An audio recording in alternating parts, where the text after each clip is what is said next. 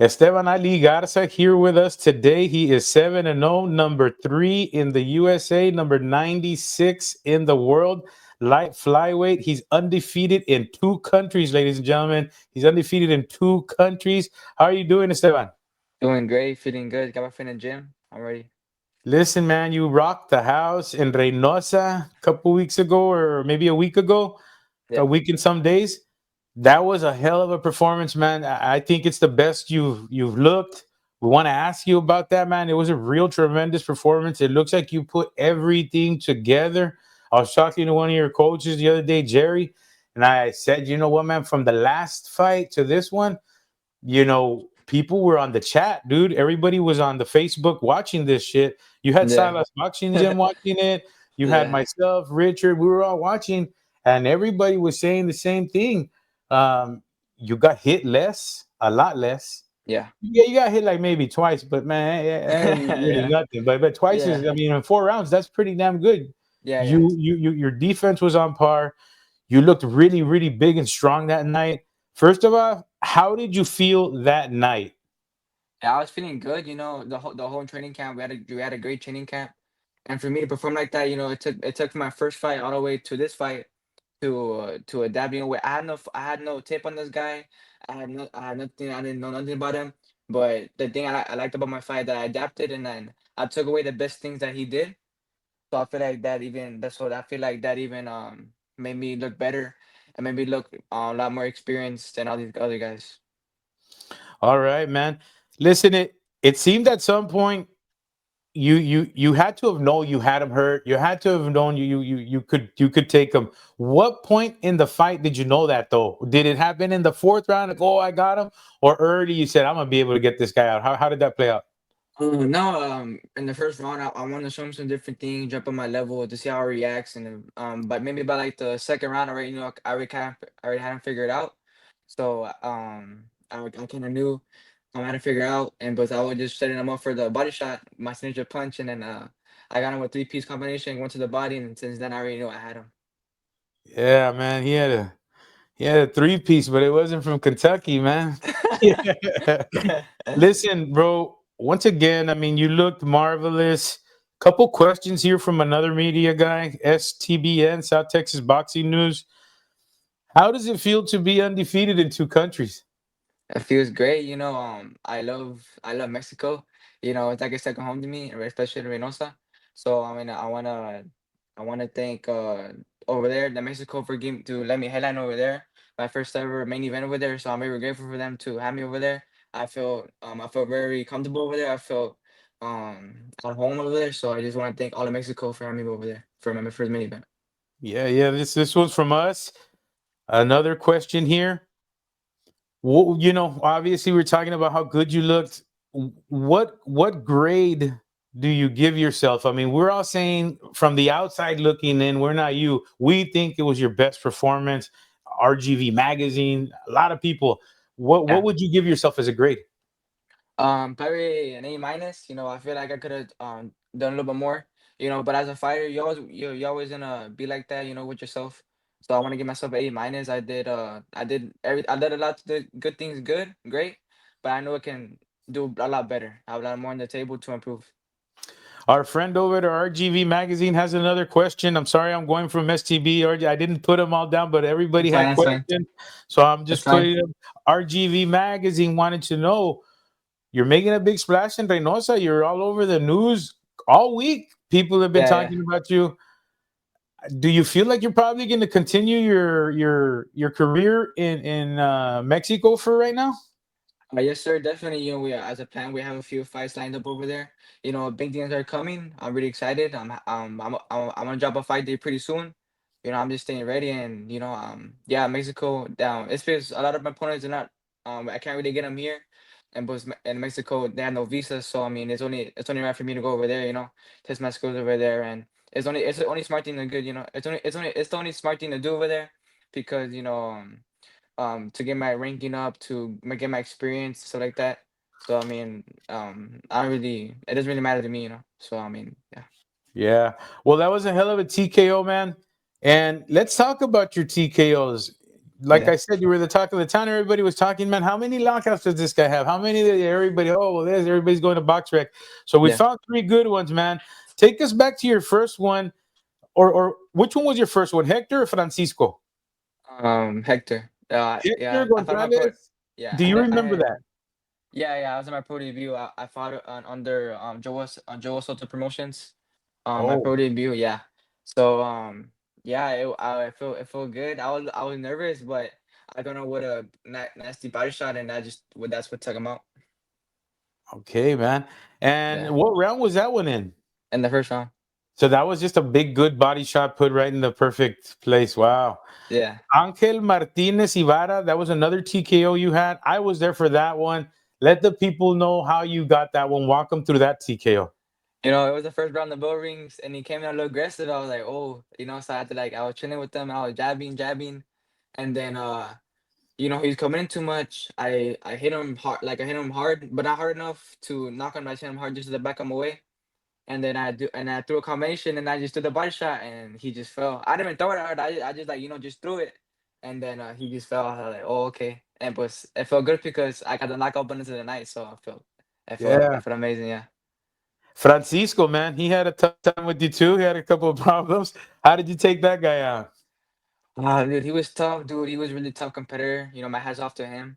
I actually had to break him down. I actually had to be smarter because I was trying to take his head off, just head hunting, but my coach Jerry and Chente and Ortiz were telling me don't load up too much because you show your punch too much. So they told me just to finish him out, just to hurt him, and then just finish him out with the speed and that's what I did, and the referee just it was just too much for him because he didn't throw back. So yeah, that's why I stopped him. Yeah, man. Yeah, those were impressive knockouts. We just wanted to go through them with us. How does it feel, man? Like, you know, you had not had a knockout in maybe a couple fights. Yeah. How does it feel after getting another one? Like you got another knockout. Does it feel a lot better than your other wins? Yeah, it feels a lot better. It feels more more exciting. It feels a lot more accomplished, because but for this fight we weren't really going for the knockout. We wanted to get the rounds in, but I'm very appreciated that we got the rounds in and we got the TKO. So I'm actually very happy for that too. Badass, man. Well, Yeah. listen, Border Wars is coming up. Um, there's a couple kids coming up behind you. Yeah. These kids are barely at 3-0, 4-0, things like that, but Yeah. they're making a lot of noise. It's the biggest fight that they can make in that division. Here two people that are equal to each other. But it's a big fight. One of them. You were in the ring with one of them, Yeah. and the other guy's making noise. Mr. Papi Chulo is making some big noise. He's got 4 fights, 4 knockouts. But let me tell you something, Esteban. I like the kid that faced you, Brian Santiago, because he's got experience against you, obviously. You're one of the top dogs at flyweight in the world. Yeah. He went up against the Guerrero kids over there in Which I think he won. I do too. And he looked good against them. So, Yeah. and then he goes and he faces an experienced guy in Madison Square Garden. I know he doesn't have a winning record, but I think he's got the better experience. And Yes, I sir. don't know much about Papi Chulo's insides and outs. I hear he's training in Joel Diaz's camp. I hear he's Yeah. doing this and that. But when I see both of these guys, I honestly feel like Brian has better technique, better footwork. I don't know if he's faster, but I Uh-huh. think the better technique and the better footwork will probably get him to probably an easy victory. Because correct me if I'm wrong, man. You're the expert, but I think Papi Chulo has wide punches, man. I think he's got wide punches and he lunges in, and I think that Brian has a pretty damn good jab, and he can probably box the hell out of this kid and beat him. What do you Yeah. think? I don't know, man, dude. That's a really good fight.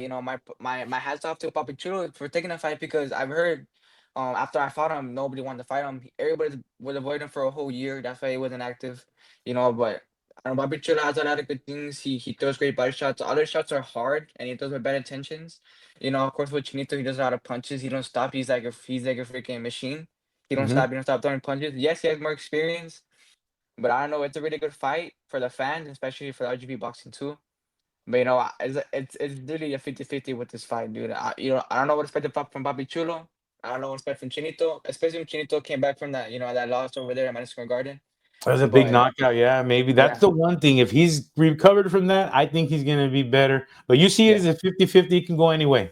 Oh, definitely, dude. Because both of those guys are just they're dogs, bro. Especially Baba Chulo, I sparred him a few times, So I know what he has. I fought, of course, fought Chinito, in that 23-3, not fight of the year here in the RGV. So Yeah, yeah. that was a great fight, but it's literally a 50-50 fight for this one.